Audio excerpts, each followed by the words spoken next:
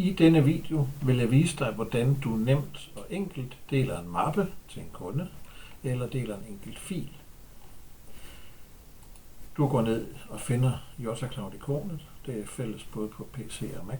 På Mac sidder den dog i toppen. Højreklikker og vælger Besøg JotaCloud hjemmeside. Nu logger du ind automatisk på din server ved Jota. Du klikker på sikkerhedskopierede filer. Finder den computer, som det drejer sig om. Der er en del computer på den her konto. Og jeg går ind i billeder, og hvad skal jeg finde? 2016, og det kan være en fisketur med Gunnar. Hvis jeg gerne vil dele den her mappe, så herover der klikker jeg på del. Sådan. Kopierer genvejen. Går ned i mit mailprogram, som jeg har liggende her. Laver en ny mail, som lige kommer ind fra venstre her. Skriver en pæn mail til kunden og sætter linket ind. Sådan.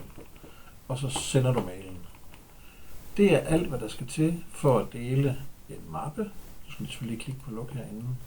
Eller hvis det er en fil, så er det fuldstændig på samme måde, så deler du den fil her, eller klikker på den, markerer den og klikker på del.